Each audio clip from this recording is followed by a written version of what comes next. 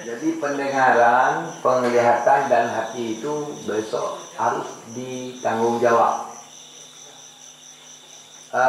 Tetap demikian dalam pemahaman umum. Tapi yang dimaksud di sini bukan itu. Yang maksud di sini mata, telinga dan hati kita ini akan diminta pertanggungjawaban pada menuduh sesuatu tanpa cukup bukti. Dengan dengar sudah nuduh, dengan lihat tak pasti sudah nuduh, dengan perasaan sudah nuduh, sehingga terhukumlah orang lain sebab tuduhan kita. Ini besok tanggung jawab ya. Dan yang ditanyakan Tengku tadi, nanti ke depan kita di akhirat tentang amalan kita, akidah kita akankah disoalkan? Akan disoalkan itu semua. Makanya paling kurang kita punya guru, dalam artian yang tanggung jawab guru nanti. Dari mana sanad ilmunya dan sebagainya ya. Assalamualaikum, Tengku, seorang wanita yang berhenti haid di salah satu waktu salat, apakah ada salat yang diqadha? Misalnya qadha salat zuhur bila berhenti di waktu asar. Ini khilafiyah. Seorang wanita haid jam 12 siang, maka akan berhenti haidnya di hari normal dia, misalnya 6-7 hari, 12 siang juga. Ketika berhenti haid di jam 12 siang, adakah dia wajib qadha subuh? Sebagian ulama menyatakan ada, yang tidak qadha tidak salah. Wajib qadha cuma kadar jamak kasar, yaitu 2 salat. Berhenti di zuhur, subuh qadha. Berhenti di asar, zuhur qadha. Berhenti di maghrib, asar qadha. Berhenti di isya, maghrib qadha. Itu atas pendapat wajib qadha. Ada ceramah yang menyatakan lebih lagi wajib qadha. Sampai 1 hari wajib qadha, itu tak ada itu dalam hukum. Ya, tapi yang menyatakan wajib qadha itu ada. Jadi kalau dipegangi boleh, tak dipegangi juga boleh. Ya. Bagaimana kalau mulai haid pada waktu zuhur? Apakah perlu diqadha salat asar? Terima kasih. Ya. Haid di waktu zuhur, wajib qadha salat asar, sama ini. Dalam pemahaman demikian nanti kita baca boleh di Sabilan Mu'tadin di lain waktu, menyatakan wajib juga.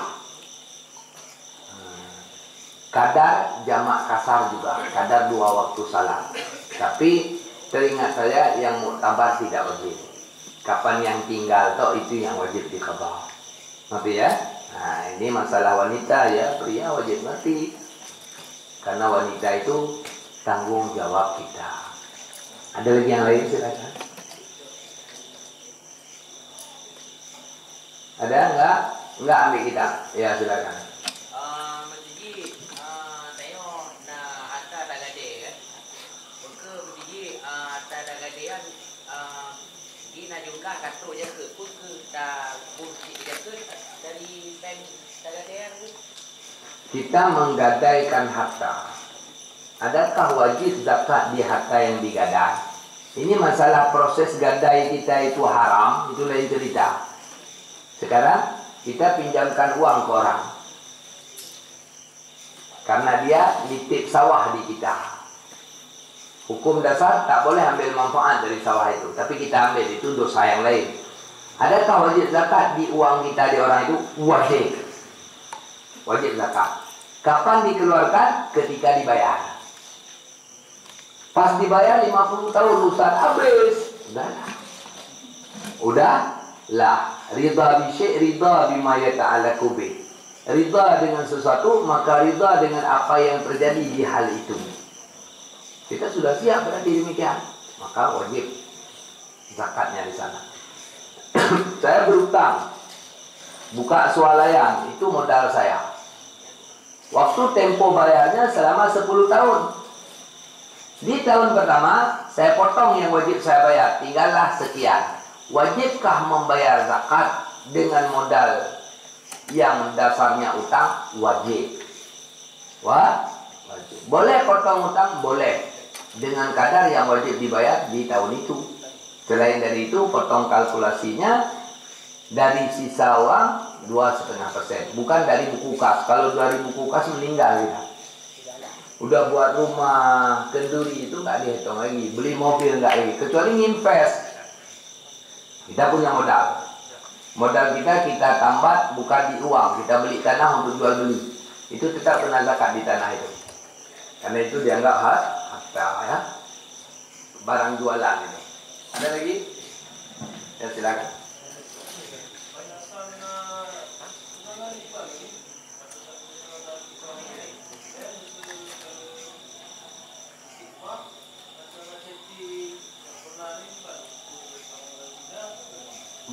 Batasan tunangan gimana Ustaz? Bolehkah pergaulannya lebih dekat? Tetap tidak boleh sama. Tunangan itu cuma mengklaim bahwa dia itu punya kita. Dia cari yang lain, dia dosa. Selingkuh juga dianggap. Karena sebut hadis, saum ala saum pakai sin, bukan pakai sad. Saum ala saum haram. Tawar atas tawar haram. Kalau udah ditandai sama seseorang, ini milik zat, enggak boleh ada yang pinang. Hukumnya haram. Dia terima pinangan orang juga haram. Biasa datang godaan setelah dipinang. Jadi chatting tidak ada kepentingan, kecuali emergency, mau bilang ayah saya sakit. Karena sudah ada hubungan kekeluargaan, maka kita bilang demikian, itu boleh. Tapi untuk kemesraan tetap tak boleh.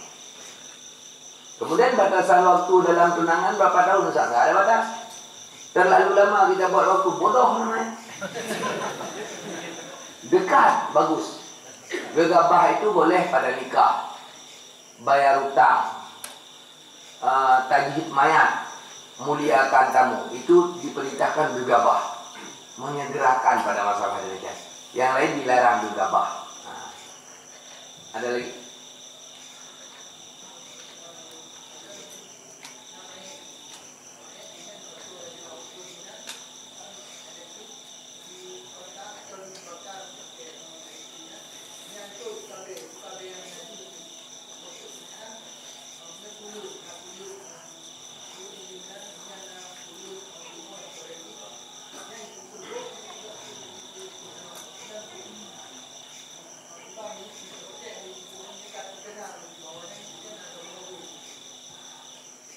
Yang pertama, kremasi, dibakar mayat menggunakan elektrik atau apa saja sehingga jadi debu. Najiskah? Najis. Tanah kuburan yang digali pada kedalaman mayat, ketika digali sedalam di kubur mayat itu, mayatnya nggak ada lagi. Di sekentang mayat tetap najis. Ngerti ya? Kemudian di tulang-tulang, di pakan-pakan ternak, dipastikan gabung-gabung tulang babi dan tulang ikan. Bolehkah kita pegang dengan tangan telanjang? Tidak boleh. Kalau dipastikan. Kalau diragukan, maka jawabannya syubhat.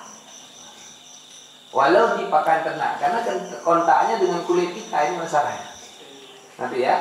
Namun jangan terlalu sensitif. Kalau belum pasti ya tak masalah. Ada lagi? Ya.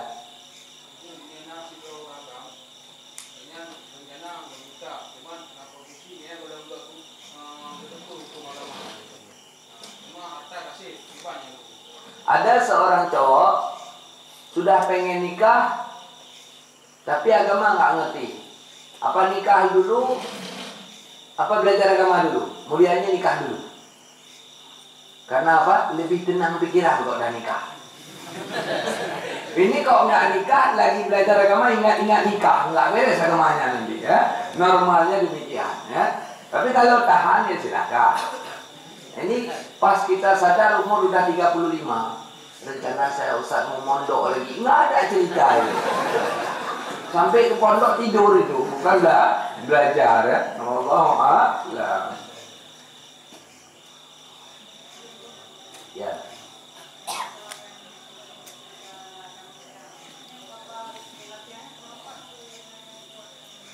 Saya pikir itu tidak kuat, tapi akan kita baca. Masalah wajib qada sembahyang lagi, nggak kuat ya. Yang wajib salat cuma waktu udah suci, dipastikan suci baru salat. Ada lagi? Kalau tidak ambil kitab, apa duluan? Yang belum baca apa? Makan takrib dulu ya. Ambil ayat takrib. Tiga-tiga udah kemarin. Kita baca ini dikit tuh, untuk pemahamannya. Dah ada baca kemarin itu takabur dikit ya? Ada kan?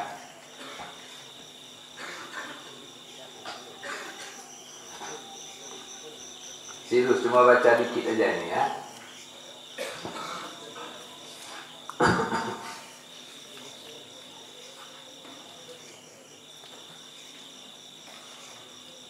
Udah, yang lalu sudah saya pernah baca bahwa la yadkhulul jannata man fi qalbihi misqali dzarrati min khirdalin minal kibri.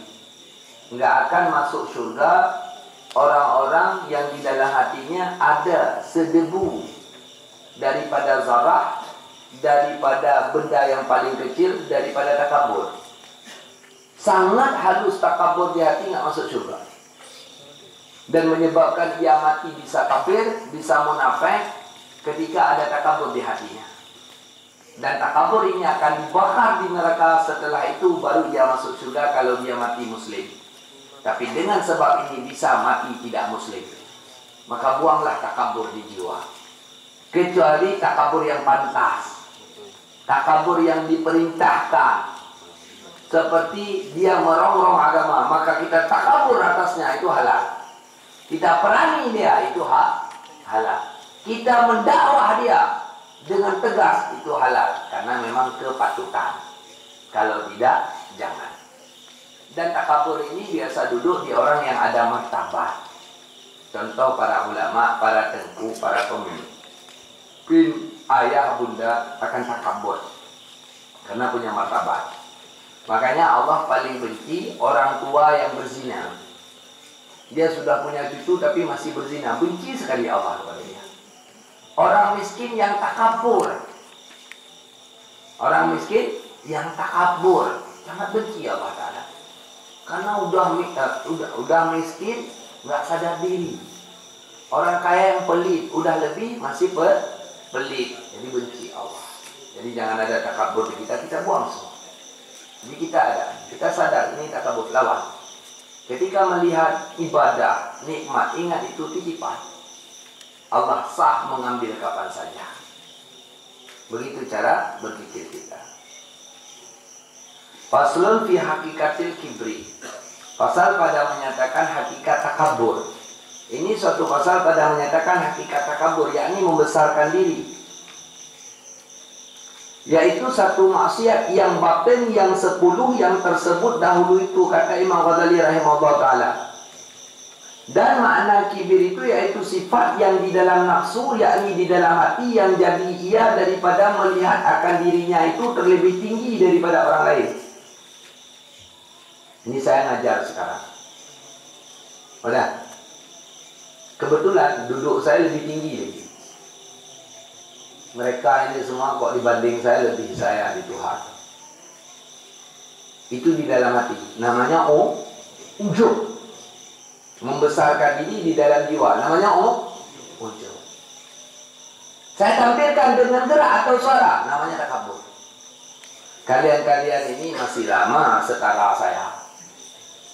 Maka saya lebih dalam nerakanya daripada orang yang jahat. Kalau mau jenguk saya di sel neraka, sekelas sama Fir'aun saya. Nah, begitu kejadiannya. Tapi ketika kita melihat kelebihan diri, ingat itu titipan Allah. Dan bisa orang lain yang di mata kita hina, dia lebih mulia dari kita, bisa. Jadi jangan ada perasaan itu di kita. Ditonjolkan namanya kibri, takabur. Di dalam jiwa saja namanya ujub. Nah, itu beda. Adik abang dia beda nama saja. Dan di dalam bersifat kesempurnaan, kita menganggap kita lebih sempurna dari orang lain. Bukan, teringat itu adalah titipan Allah. Yang hakikinya kita ini tidak ada apa-apanya. Tapi dititipi Allah, ketika kita merasa itu mulia, agung dan orang lain terhina, maka kita lebih jelek dari orang lain. Harus selalu sadar demikian. Kemudian, adapun yang zahir daripada perbuatan yang menunjukkan atas takabur pada zahirnya itu, maka yaitu bekas sifat kibri yang di dalam batin itu, yakni di dalam hati. Jadi, dia akan nampak dari penampakan. bahwa dia itu punya sikap takabur, akan ada bekasannya. Karena gerak gejolak jiwanya, maka gerak dia terbimbing untuk takabur. Dari contoh-contoh simpelnya, ini udah ada bukti, ini bukan nuduh. Dan setengah daripada perbuatan yang zahir yang menunjukkan kibri yang di dalam hati itu, yaitu meninggalkan dirinya di dalam kedudukannya. Meninggalkan diri dalam kedudukan. Posisi kita itu kita tahan sana. Jangan ada yang goyang. Marah kita kalau posisi kita diganggu. Kita lupa itu amanah Allah. Dan kapan saja Allah bisa hilangkan. Misalnya kita jadi Pak Becik Gampung. Udah. Kadang-kadang karena takabur, udah mangkat dari becik, udah dipecat, masih seolah-olah becik. Inilah rasa takabur di dalam dada. Dan frustasi kita ketika pangkat kita hilang. Lupa itu titipan. Yang kedua, daripada bahwa ia mendahulukan dirinya di dalam perjalanan daripada orang yang lain. Kalau jalan dia selalu di depan, bukan dalam makna dia cepat berjalan atau Hondanya lebih bagus atau dia buru-buru, bukan. Dia tak mau ada orang yang lebih cepat, lebih depan dari dia. Dalam segala hal, dia harus yang unggul. Ketika di kampung itu ada pagar yang lebih indah dari pagar rumah dia, susah dia nggak bisa tidur. Itu kejadian. Nah, ini ada gaya kita cowok, saya dapat itu.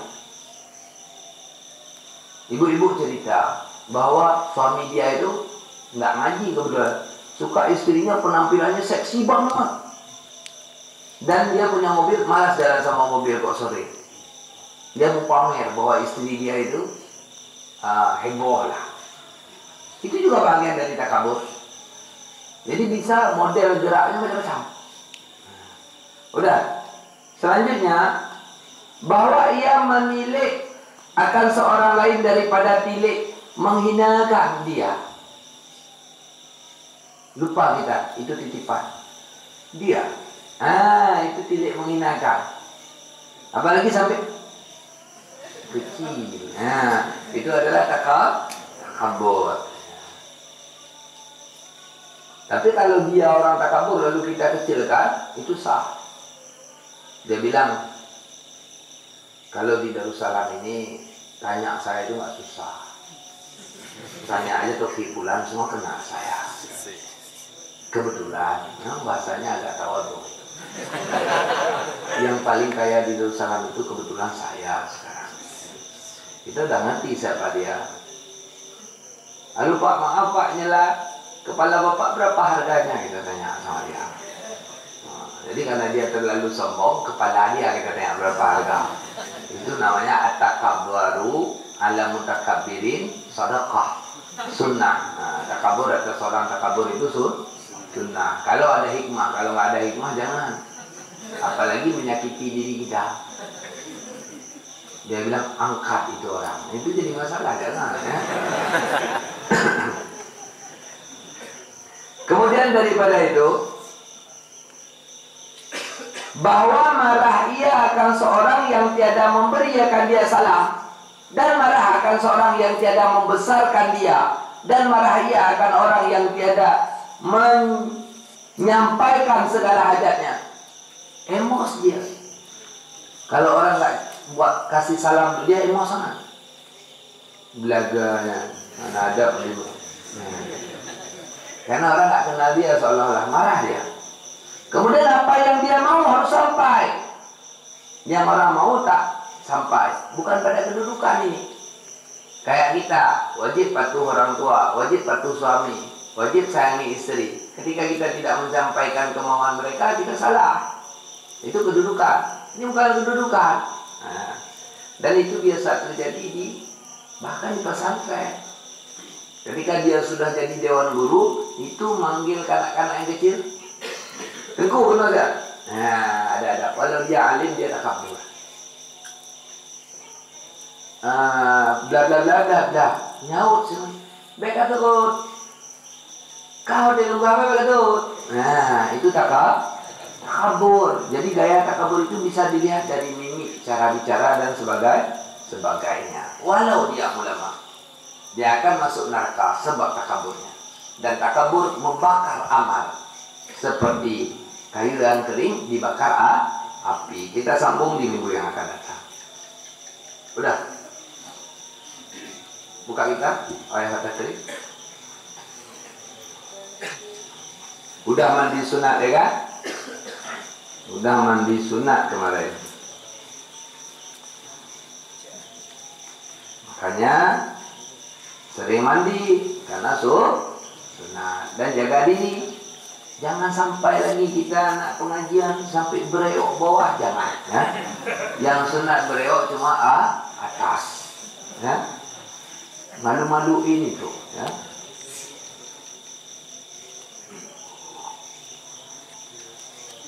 Beneran itu yang saya sampaikan. Kita utama pakaian luar saja, pakaian dalam utamakan. Nggak tentu kelanggar mobil kita di jalan. Pergi lengkap. Bawa IGD santri katanya. Ini ada luka di paha, harus dijahit, celana dibuka. Rupanya celana dalam kita gaya jendela, banyak pecahnya.